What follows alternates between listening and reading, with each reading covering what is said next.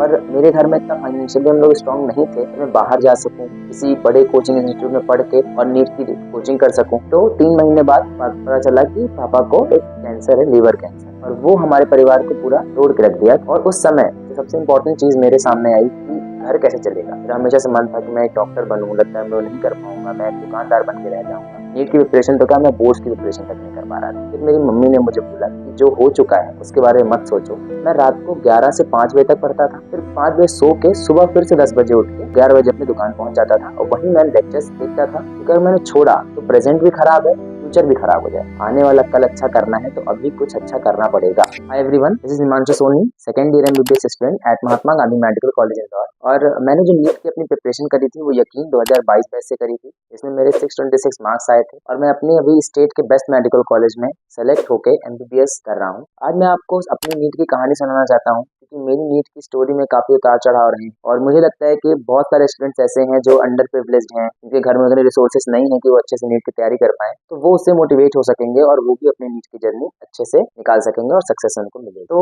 Start करता हूँ यार अपनी कहानी के बारे में। तो मेरी जो फैमिली थी उसमें 6 मेंबर्स थे। मेरे बड़े भैया हैं और 2 बहनें भी। मेरे जो पापा हैं वो एक प्राइवेट जॉब में थे, हॉस्पिटल में ही, पर काफी लो पोस्ट में, तो उनकी इनकम बहुत कम, पर वो हमेशा चाहते थे कि वो अपने बच्चों को अच्छे से पढ़ाएं। वो काफी मोटिवेटेड थे इस चीज को लेके कि वो अच्छे से बच्चों को शिक्षा देंगे, और वही चीज उनको देख के मैं भी मोटिवेशन फील करता था कि मैं अच्छे से पढ़ूंगा और कुछ बड़ा करके दिखाऊं। और मेरा जो डॉक्टर बनने का सपना है वो उन्हीं को देख के आया था। उनका भी बहुत बड़ा सपना था कि मेरा बेटा डॉक्टर बने, क्योंकि वो जिस हॉस्पिटल में काम करते थे, मैं वहां घूमने जाता था उनके साथ, तो देखता था कि डॉक्टर्स की ही सबसे ज्यादा इज्जत है उस हॉस्पिटल में और बहुत ही अलग रुतबा होता है उनका। तो मैं वो देख के पहले तो मोटिवेशन मिला मुझे कि यार मैं भी ऐसा कुछ करूंगा जिससे मेरे पापा भी प्राउड फील कर सकें। वहीं से मेरे स्टार्ट होती है जर्नी कि मैं नीट निकालूंगा और डॉक्टर बनूंगा। पर उस समय मुझे इतना पता नहीं था कि नीट निकाल के ही डॉक्टर बना जाता है। 7th 8th तक में मैंने ये डिसाइड किया कि मैं डॉक्टर बनना चाहता हूँ। फिर 8 9 तक में मेरी दीदी मुझे बहुत मेहनत मेहनत करती थी मेरे ऊपर कि मुझे वो पढ़ाएं, और उन्होंने ही काफी डायरेक्शन दी मुझे। और फिर यार जब मेरी नीट की प्रिपरेशन एक्चुअली स्टार्ट होती है वो 10th के बाद होती है, क्योंकि 10th के बाद हम सोचते हैं ना कि 11th से प्रिपरेशन करने, पर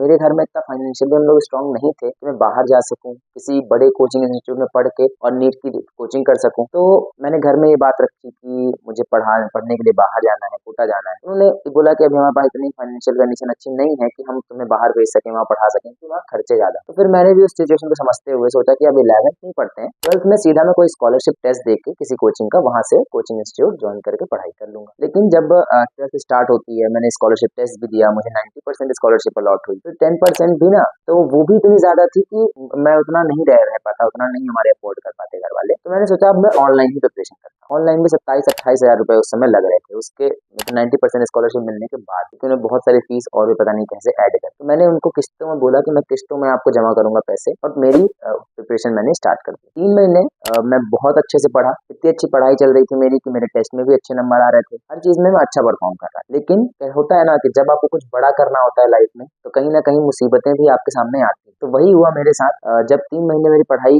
हो गई और उस समय मेरे पापा ने एक दुकान भी खोल ली थी छोटी सी, तो वो वहां बैठने लगे थे। उन्होंने जॉब छोड़ दी क्योंकि जॉब से बहुत कम इनकम आती थी, तो उन्होंने सोचा दुकान खोलते हैं, कुछ अपना करेंगे तो ज्यादा बेनिफिशियल होगा परिवार के लिए। तो 3 महीने बाद पता चला कि पापा को एक कैंसर है, लीवर कैंसर, और वो हमारे परिवार को पूरा तोड़ के रख दिया कि ये इंसिडेंट अचानक से कैसे हो गया। हमको ये चीज का कोई भी अंदाजा नहीं था कि ऐसा कुछ हो जाए। फिर पापा इलाज के लिए चले गए चंडीगढ़, पीजीआई चंडीगढ़ में उनका इलाज चला, और वो कोविड का टाइम था। तो 5 से 6 महीने पापा के ऑपरेशन में बहुत डिले हो गया, बहुत टाइम लग गया वहाँ, क्योंकि कभी डॉक्टर अवेलेबल नहीं थे, कभी हॉस्पिटल बंद हो जाता था कोविड के कारण। ये सब दिक्कतें हुई, तो वो लोग, मेरे पापा, मेरे बड़े भैया, मम्मी वहीं रुक गए और पापा का इलाज कराने लगे। और उस समय जो सबसे इम्पोर्टेंट चीज मेरे सामने आई कि घर कैसे चलेगा, क्योंकि घर मेरा दुकान से चलता था। तो वो मैं दुकान संभालना पड़ गया मुझे। मैं उस दुकान में बैठना स्टार्ट कर दिया। मेरी पढ़ाई बिल्कुल बंद होने लगी। शुरू शुरू में पढ़ने की कोशिश किया दुकान के साथ, पर मेंटेलिटी इतनी बिगड़ गई थी कि यार पापा जो है इतने बीमार हैं, क्या होगा, कैसे होगा, लगता है मैं अपने एमबीबीएस के सपने को पूरा ही नहीं कर पाऊंगा। फिर हमेशा से मन था कि मैं एक डॉक्टर बनूं, लगता है मैं वो नहीं कर पाऊंगा, मैं दुकानदार बन के रह जाऊंगा। ये सब सोचने दिमाग में मेरे चलने लगा। लेकिन फिर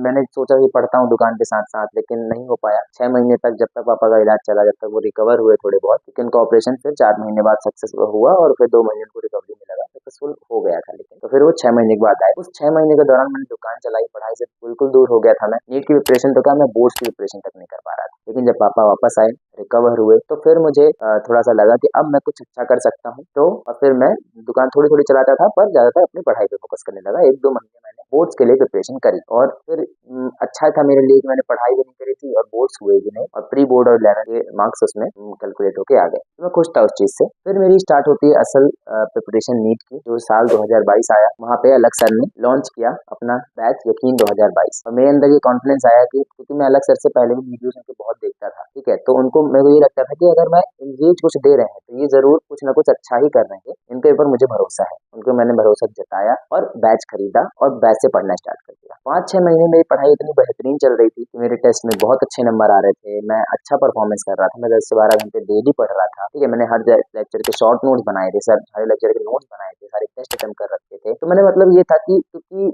मैंने ये सोचा भी नहीं था कि मैं दोबारा प्रिपरेशन कर पाऊंगा, और जब वो मौका मिला तो मैं इतना खुश था कि मैं इसमें अपना 100% दूंगा। 5-6 महीने पढ़ाई तो अच्छे से चली, अच्छे से करी मैंने, लेकिन 5-6 महीने बाद ये पता चला कि जो पापा का ऑपरेशन था वो जब तभी तक सक्सेसफुल हमें दिख रहा था जब तक उनकी कीमो चल रही। जब उनका कीमो बंद हो गया तो पता चला कि वो उनका ऑपरेशन सक्सेसफुल नहीं रहा, और जो उनका कैंसर है वो दूसरी जगह भी फैल चुका है उनकी बॉडी में। तो फिर से वो वापस उसी दशा में आ गए, और बेड में बिल्कुल बेड रेस्ट रहते थे वो, और फिर से वही सीन मेरे घर में बन गया कि मुझे दुकान चलानी है, साथ ही साथ प्रिपरेशन भी करनी है। लेकिन इस बार क्योंकि मैंने 5-6 महीने बहुत अच्छे से पढ़ाई करी, मेरे अंदर ये मोटिवेशन था कि मैं कर सकता हूँ, मैं टेस्ट में अच्छे नंबर ला रहा हूँ, और अगर मैं दुकान के साथ ही मैनेज करूंगा तो इस बार मैं कर सकता हूँ, और नीट की प्रिपरेशन मुझे छोड़नी नहीं, क्योंकि अगर मैंने छोड़ा तो प्रेजेंट भी खराब है, फ्यूचर भी खराब हो जाए। तो मैंने अपने डेली शेड्यूल को कुछ ऐसा बना रखा था कि मैं रात को 11 से 5 बजे तक पढ़ता था, फिर 5 बजे सो के सुबह फिर से 10 बजे उठ के 11 बजे अपनी दुकान पहुंच जाता था, और वहीं मैं लेक्चर्स देखता था, ठीक है। और पीडब्ल्यू के जितने भी टीचर्स हैं बेस्ट थे यार मेरे को,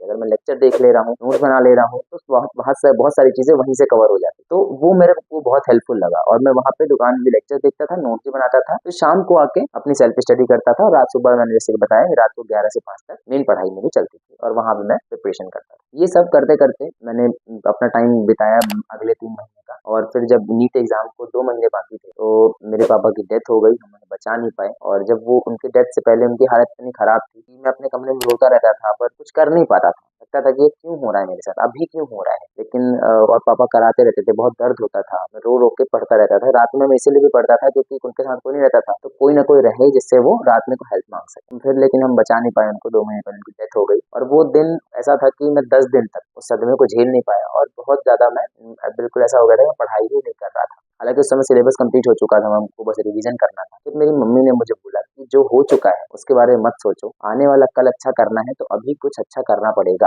और अपनी पढ़ाई में ध्यान दो। फिर मैंने पढ़ाई करनी स्टार्ट करी। वो बात मुझे अब दिल पे लगी कि यार उनका पापा का मेरा सपना था, मैं उनको पूरा करके दूंगा, भले वो कहीं भी होंगे मुझे देख रहे हैं। मैंने एक 1-1.5 महीने सारे शॉर्ट नोट बद लिखे, सारे अपने टेस्ट जितना भी पीछे चल रहा था मैं सब कुछ कवर किया। दिन में जितना अब लिखा है नोट्स में वही सब पढ़ता था, और वही मेरे लिए हेल्पफुल निकला। फिर जब मैं नीट का एग्जाम देने गया तो वो नीट का एग्जाम मुझे बहुत अच्छा गया मेरा, और मेरे को जब कैलकुलेट किया मार्क्स तो मेरे 626 मार्क्स बन रहे थे। मैं खुश था कि मुझे एक अच्छा कॉलेज मिल जाएगा। उसके बाद मेरे लाइफ में एक बहुत अच्छा मोमेंट ये भी है कि अलग सर से मिलने का मुझे मौका मिला, और मैं जब उनसे मिला तो उन्होंने मेरी बहुत हेल्प करी है हमेशा से, और वो हमेशा मेरे साथ रहे, और उन्होंने भी मोटिवेट किया मुझे आगे भी और अच्छा करना है लाइफ, और उनके उनके कारण ही मैं यहाँ हूँ। अगर वो कोर्स लॉन्च नहीं करते तो मैं यहाँ पहुंच ही नहीं पाता, मैं कोचिंग ले ही नहीं पाता। और उनसे मिलकर भी मुझे बहुत अच्छा लगा, उन्होंने मेरा इंटरव्यू लिया, मैंने उनके साथ बहुत सारा टाइम बिताया। वो मेरी लाइफ का भी एक बहुत बड़ा मेमोरेबल मोमेंट है।